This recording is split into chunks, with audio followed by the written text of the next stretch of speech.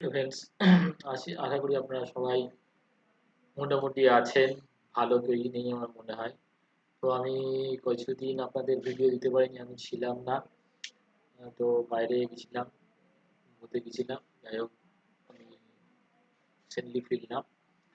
যাই হোক, আপনারা সবাই কুশলে আছেন আশা করি। তো মার্কেট কুশলে নেই।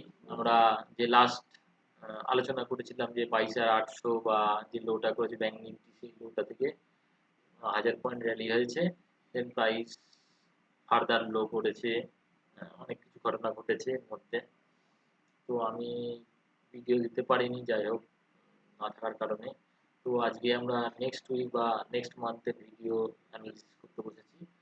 তো ফার্স্ট অল আমরা দেখছি যে ব্যাংক নিফটির ক্ষেত্রে আমরা নতুন লো করিনি, নিফটির ক্ষেত্রে নতুন লো করেছি। তো ব্যাংক নিফটি যতক্ষণ এই নতুন লোন আগের লো না ভাঙবে, আমার মনে হয় সরি, তো নতুনভাবে আমরা নিচে যাব না। তো অ্যাজ এ আমরা এই যে এই রানিংটা, এই রানিং যেটা রান করেছে, তো আমরা এই পয়েন্ট থেকে আমরা এই যাচ্ছে এটা এবিসি মনে করতে পারি। এবিসি সরি, এই যে গেল এ, এটা বি, দেন সি। ওকে, এবিসি কমপ্লিট করে তার কারেকশন এসছে।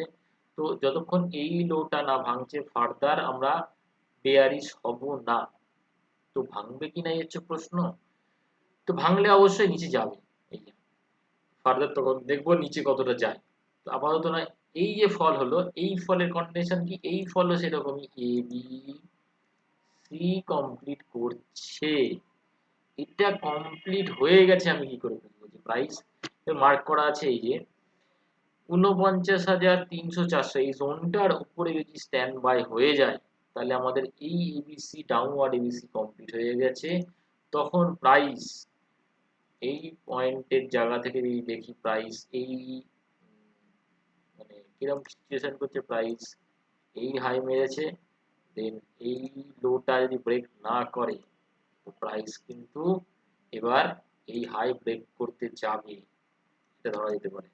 তো আগামী দিনে, আগামী সপ্তাহে দেখার দরকার আছে এই লো ব্রেক করে কিনা। যদি না ব্রেক করে আর 49,400-300 এইটা যদি ক্রস করতে পারে, তো ব্যাংক নিফটিতে রান স্টার্ট হবে এবং প্রাইস তখন আমাদের এই যে 50,600 এটা ব্রেক করবে। আর যদি আমাদের ডাউন সাইড হয়, তো ডাউন সাইড যতক্ষণ এই লোটা না ভাঙছে 47,700-800 এটা না ভাঙলে আমার ডাউন সাইডের এই পয়েন্টটা যেটা আছে 47,300, এটা টেস্ট করবে না। তো যদি ব্রেক করে 47,300, দেন 46,800 এই জোনটায় আসবে।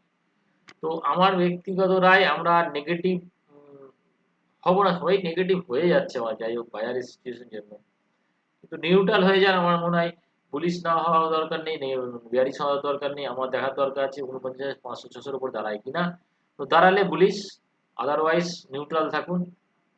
আমার মনে হয় টাইমের কাছাকাছি চলে এসেছি আমরা, যে যেটা রিভার্সাল দিতে পারে, বাইরের মার্কেটে কারেকশন হবে, এটা আমি আগে থেকেই আপনাদের বলেছি, এখনো আমি বলছি হওয়ার চান্স আছে। কিন্তু আমরা কিন্তু অনেক বেশি কারেকশন কমপ্লিট করেছি, হয়তো মার্কেট বাইরের সাথে পার্টিসিপেট আমরা নাও করতে পারি, সেটা কনফার্মেশন মার্চ মাস বলবে।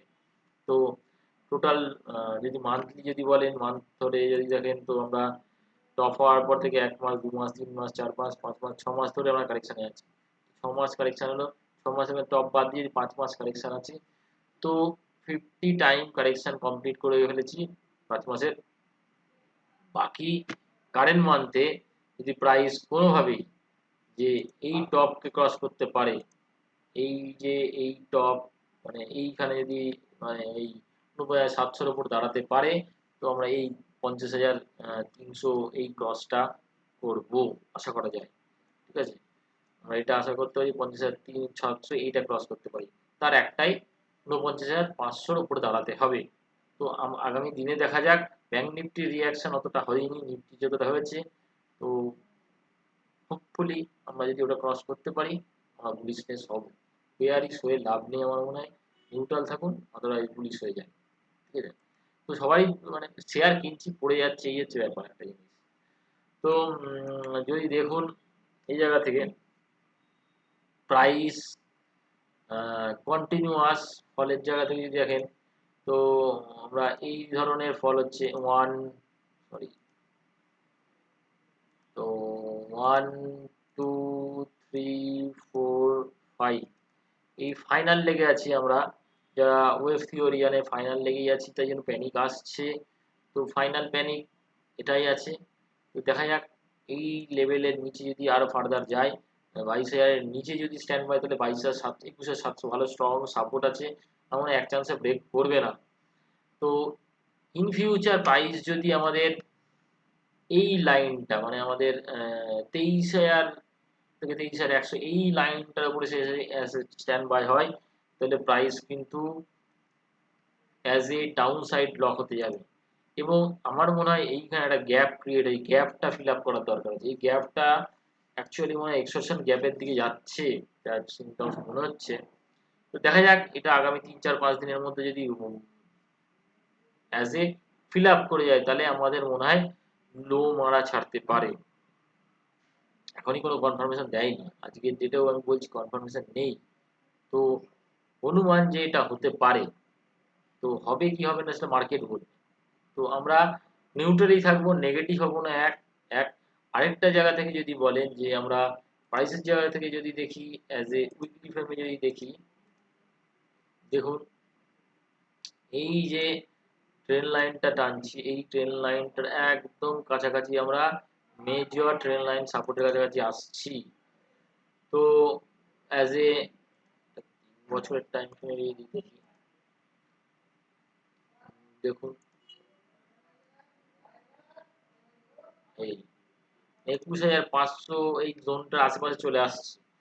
তো আমরা almost as a long term train লাইনকে ব্রেক করার বা টাচ করার জায়গা থেকে আসছি। তো আমরা এই জায়গাটা একটা অ্যারেস্টিং জায়গা আছে। তো আমাদের হয়তো 22,000 ভাঙলে 22,000 21,700 দেন 500 এই জায়গাটা আছে। তো রাফলি 500 পয়েন্টের এদিক ওদিক হতে পারে। যদি 23,000 ক্রস করে যায়, সেগুলো আসবে না আমার মনে হয়। তো আমাদের দেখার দরকার আছে আগামী দিনে কোনখানে এই উইকটাই কোথায় নতুন লো মারে না গ্যাপ ফিল আপ হয়। আর যদি এই এই এই চ্যানেলটা যেটা আছে, যেটা দেখাচ্ছি আপনাদের ব্ল্যাক কালারের আছে, সেই চ্যানেলটা একটা স্পেশাল প্যাটার্ন আছে, সেটাতে ওয়েজ প্যাটার্ন ক্রিয়েট করছে। তো সেইটা যদি ব্রেক আপ হয় ফার্দার প্রাইস, তো প্রাইস তার বটমিং ফরমেশন কমপ্লিট করে দেবে। তো আমরা অলমোস্ট মানে নেগেটিভ জোনেই আছি, কিন্তু ওভার নেগেটিভ হওয়ার কোনো কারণ নেই। ওয়েট করে যান, যাদের যাদের পোর্টফোলিও, প্রত্যেকেরই পোর্টফোলিও, আমারও নিজের পোর্টফোলিও নেগেটিভ আছে, আমি নিজেও বলছি আপনাদের যে ওয়েট করে যান, পোর্টফোলিও গ্রিন হওয়ার চান্স আছে। তো বাই করার দরকার নেই যদি ভয় লাগে, তো বেচার দরকারও নেই। দেখা যাক নেক্সট উইকটা, আমার মনে হয় যদি 22,000 বা 21,700 না ভাঙে, আমরা পুল ব্যাকে আসতে পারি। তো পুল ব্যাকের জায়গা থেকে বলি আমাদের মাস্ট 23,000 উপরে দাঁড়াতে হবে। আর এই গ্যাপটা যেটা আছে, যেটা গ্যাপটা কতটা আছে, তো মেবি 22,500, 22,500 উপরে যদি আগামী দিন যদি দাঁড়িয়ে যায়, 500 থেকে 600 এই জোনটা, এই যে 630 এই জোনের উপর দাঁড়িয়ে যায়, তা গ্যাপটা ফিল আপ হয়ে যায়, তো আমরা র্যালি স্টার্ট করতে পারি। তো দেখার দরকার আছে আগামী সপ্তাহে এই গ্যাপ ফিল আপ এবং আমরা 22,600 700 এইটার উপর দাঁড়াতে পারি কিনা। যদি দাঁড়াই, প্রাইস অবশ্যই আমার মনে হয় ফিরবে এবং স্টকগুলো আস্তে আস্তে ফিরবে। সব স্টকই নিচে আছে, ওয়েট করে যান, দেখা যাক এই উইকের ক্লোজিং কোথায় আসে। তো যদি উইকলি ক্লোজিং থেকে কন্টিনিউয়াস আমরা প্রায় অনেক সপ্তাহ ধরেই নিচে আছি। তো এটা 3 সপ্তাহ ধরে পড়ছে। তো এরকম কন্টিনিউয়াস পড়ছে, এটা ওয়েজ প্যাটার্নে আছে, প্যাটার্ন জানে। তো দেন ব্রেক করলেই আপসাইড। তো ওয়েট অ্যান্ড সি। ওকে, ভালো থাকবেন, সাবধানে থাকবেন, মানে কোয়ান্টিটি দেখে ট্রেড করুন, আমি এটাই বলবো। বা ইনভেস্টমেন্ট করার সময় ইনভেস্টমেন্ট করুন, এটা ইনভেস্টমেন্টেরই টাইম, ট্রেডিং টাইম নয়। ওকে, আর যারা ইচ্ছুক এই ধরনের নলেজ নেওয়ার জন্য কন্ট্যাক্ট করে নেবেন, বা এই ধরনের নলেজের জন্য এডুকেশন পারপাসে আমরা কাজ করে থাকি। ঠিক আছে, ওকে, ধন্যবাদ, ভালো থাকবেন।